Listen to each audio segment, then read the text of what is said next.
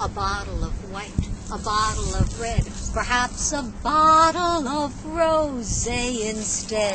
They say in vino veritas. To that I say, let's raise a glass. Welcome back to Got Knowledge, where you'll not only brush up on your blind tasting skills, but also enhance the enjoyment of your next glass of wine. My name is DeniZe, your virtual partner in wine. Tonight's session in How to Taste, a Guide to Enjoying Wine by Jancis Robinson is Chardonnay, Barrel Fermentation.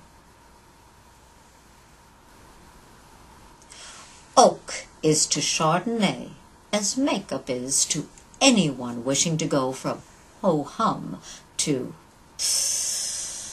ooh. With the exception of Chardonnay fermented in steel tanks, where the grape goes au naturel, a great deal of Chardonnay consumed today is barrel fermented.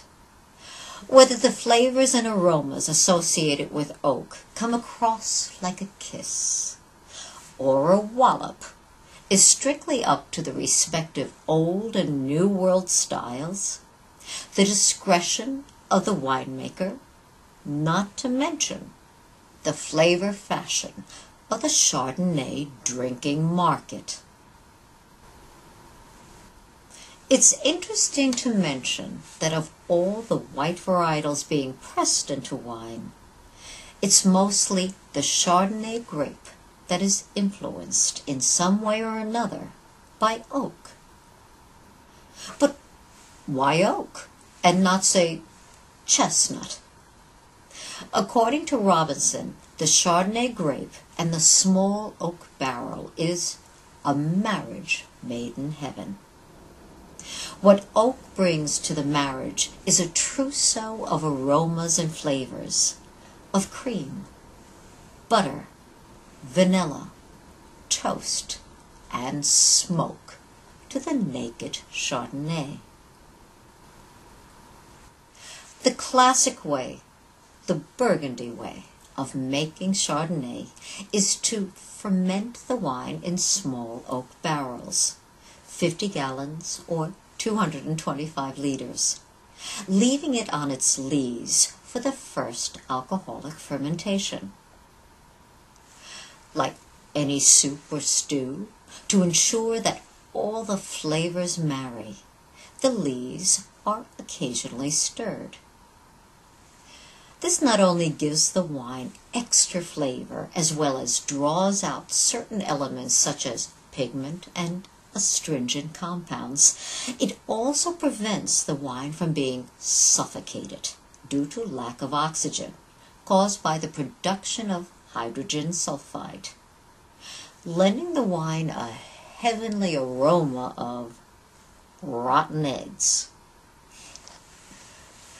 Next, the wine is encouraged to undergo a second barrel fermentation to transform the harsh malic acids, as in little green apples, into softer milky lactic acids, a technique which, by the way, originated in Burgundy. This is the proper way to barrel ferment Chardonnay. However, it doesn't come without a price. Fermenting an oak is a time-consuming and costly proposition. Looking at a wine catalog, I see prices for quality barrel-fermented Chardonnay just starting at $25 a bottle, whether from the old world or new. By using oak chips, however, costs can be considerably reduced, but buyer beware. What you save out of pocket, you sacrifice in quality. According to Robinson, chipped Chardonnays can taste a little like sawdust when young, and heavy and oily after just 2 years. Conclusion.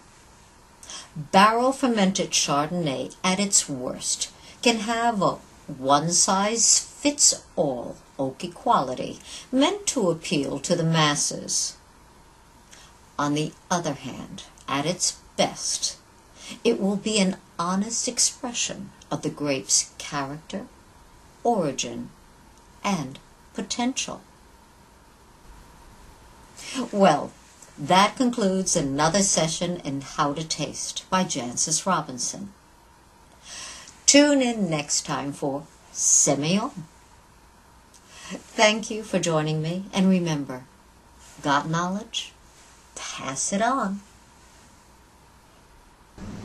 A bottle of red, a bottle of white, it all depends upon your appetite.